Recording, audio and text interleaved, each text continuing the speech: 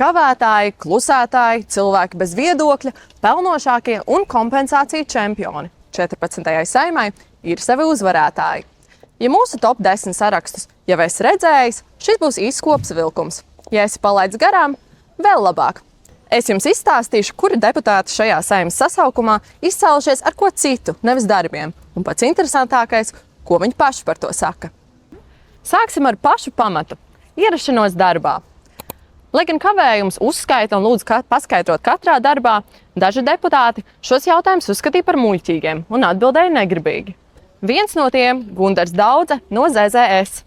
Ja jums kādreiz ir gribējies man pateikt ko dzēlīgu, bet nav sanācis, nekas, Daudze to ir izdarījis jūsu vietā. Viņš ir kavētāju saraksta godpilnās pirmās vietas ieguvējs. Es negribu ar Baltiku sarunāties. Kāpēc? Tāpēc, ka jūs esat absolūti neobjektīvi un absolūti sarusīti. Savu prombūtni Daudze skaidroja ar veselības problēmām. Deputāts ierindojies arī lielāko kompensāciju saņēmēju un cilvēku bez viedokļa sarakstos. Vēl uz kavētāju piedestāla ir Dmitrijs Kovaļenko un Didzis Šmits. Šobrīd abi ir pie frakcijām nepiedaroši deputāti. Šmitu uzrunāja Saeimā. Kāpēc, kad jums darīšu par to vairs atvainot? Es sabiedrības vārdā. Sabiedrības vārdā? Es domāju, ka es esmu sabiedrības vārdā, nevis jūs. Paldies par šīm. Bet jums arī ir 5 neattaisnot kavējumu, kas ir ar tiem?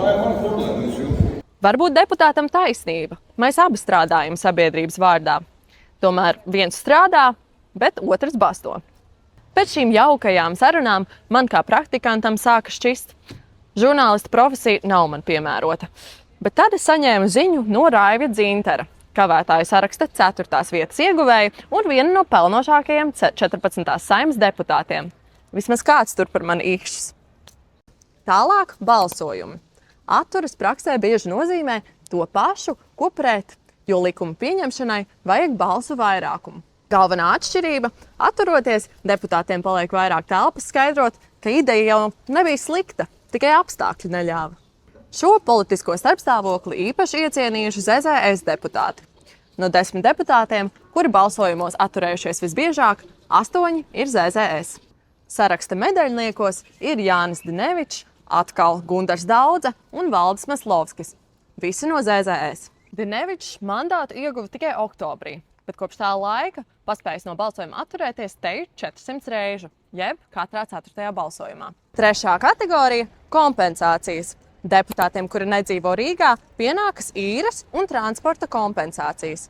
Taču summas ir iespaidīgas. Kopumā 14. Saeimas deputātiem kompensācijas izmaksāts vairāk nekā 1 000 000 eiro. Saraksta augšgalā ir Līga Kozlovska no ZZS. 4 gados kompensācijās izmaksāti 40 000 eiro. Viņa īrē dzīvokli Vecrīgā par 800 eiro mēnesī. Deputāti skaidroja, ka viņas darba slodze ir ļoti liela un citēju, man vispār arī kaut kur jāguļ. Te, protams, nevar nepiekrist. Gulēt vajag.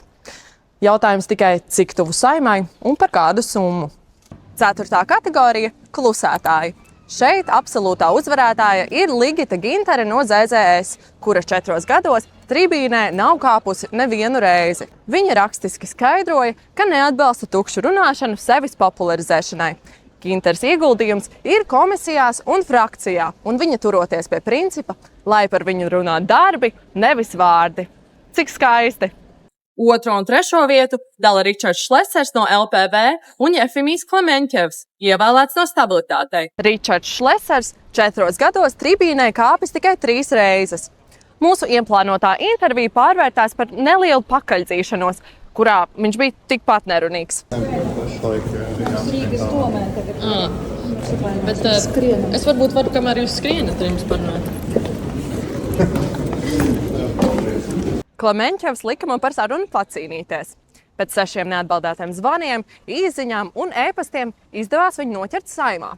Deputāts skaidroja, ka no tribīnas nerunā, jo negrib pārmetums par viņa valodas prasmi. Tāpēc, ka es negribu pēc tam runāt, ka es nevaru runāt skaisti un sapratu, vispār par ko es runāju. Ja?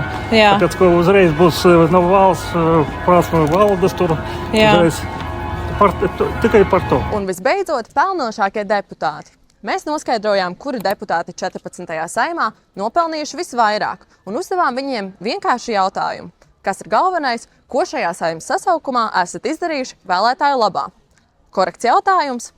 Tā gan nedomāju 5. vietas ieguvējs Andrejs Judins no Jaunās vienotības, kurš izcēla mūsu dzeltenumu un nolasīja man lekciju par atbildīgas žurnālistikas pamatiem.